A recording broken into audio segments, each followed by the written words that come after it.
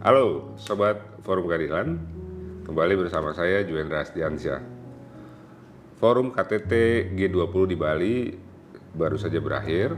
Begitu banyak peristiwa penting, peristiwa menarik, baik yang terkait langsung dengan acara KTT G20 tersebut maupun pernak-perniknya. Nah, salah satu yang tampaknya menarik dan menjadi perbincangan halayak, terutama di Indonesia, adalah momen kebersamaan antara ibu negara kita, Ibu Iriana Jokowi, dengan istri atau ibu negara Korea Selatan, Kim Gon-hee. Nah, semoga spellingnya betul ya. Kebersamaan kedua ibu negara itu menjadi sorotan dan kemudian bahkan ada kontroversinya ya. Ini terjadi setelah sebuah akun Twitter memposting foto bersama antara Ibu Iriana dengan ibu negara Korea Selatan yang cantik jelita itu ya. Sebuah akun Twitter yang memposting foto kedua ibu negara itu, yaitu akun Koprofil Jati ya, ini yang memicu keriuhan ya di media sosial, di jagat dunia maya. Kenapa yang menjadi keriuhan? Karena dalam postingannya atau cuitannya di Twitter, akun tersebut bukan hanya memposting foto, tapi ada caption. Nah, caption ini yang jadi bikin rame nih. Nah, dia menulis caption yang kira-kira mendeskripsikan suasana perbincangan antara seorang majikan dengan pembantu rumah tangganya. Dialognya seperti ini kira-kira.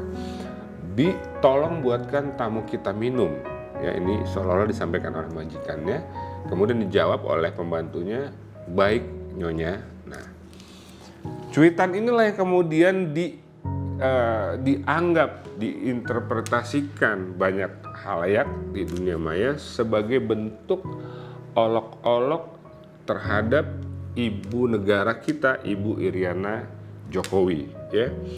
Kemudian warganet bereaksi, ya, banyak sekali yang berkomentar, bahkan tampak tidak suka gitu ya terhadap postingan tersebut, dan akhirnya postingan tersebut dihapus ya.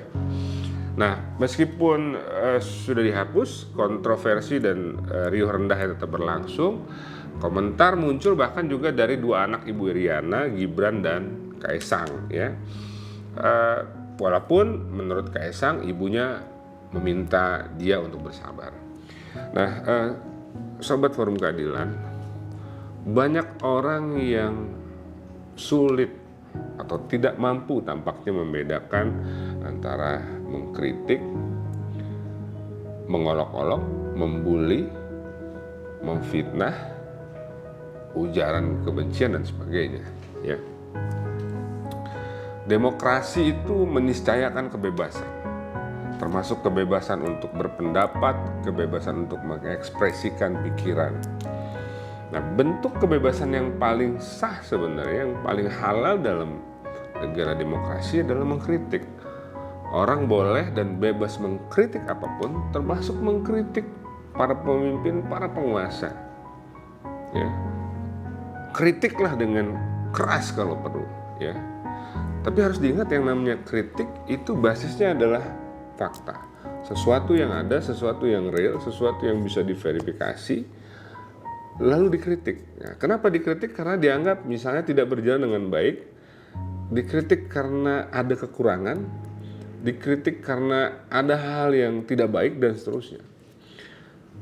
Kalau ada orang menyapu, lalu sebelum selesai pekerjaannya dia sudah berhenti, nah itu boleh dikritik.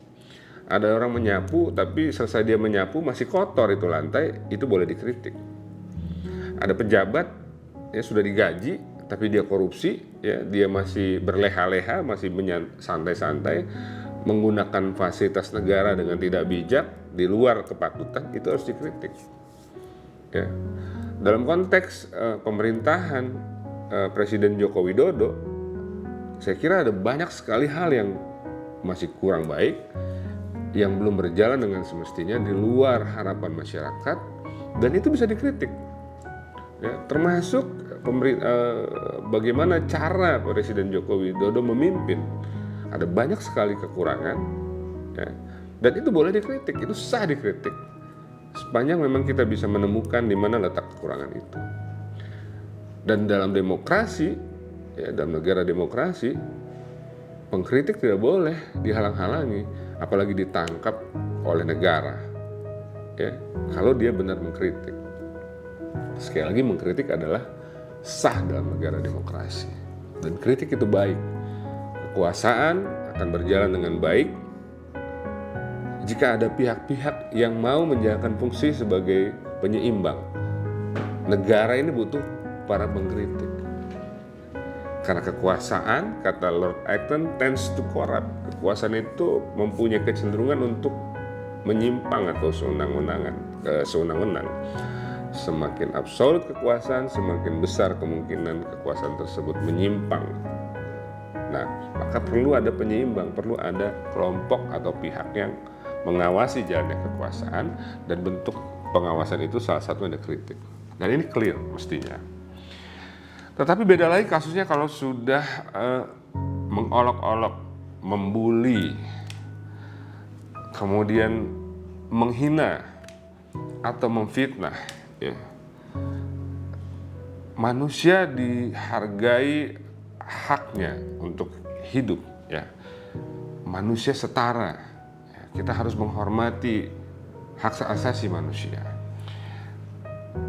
Demokrasi tidak lantas membolehkan kita untuk menghina orang lain, untuk mengejek orang lain, untuk merendahkan harkat dan martabat orang lain. Siapapun itu. Tidak peduli dia penguasa, tidak peduli dia kepala negara, tidak peduli istri kepala negara, tidak peduli rakyat kebanyakan. Siapapun itu, apapun kekurangannya, tidak boleh direndahkan harkat dan martabatnya. Tidak boleh diolok-olok, tidak boleh dibully, tidak boleh dihina.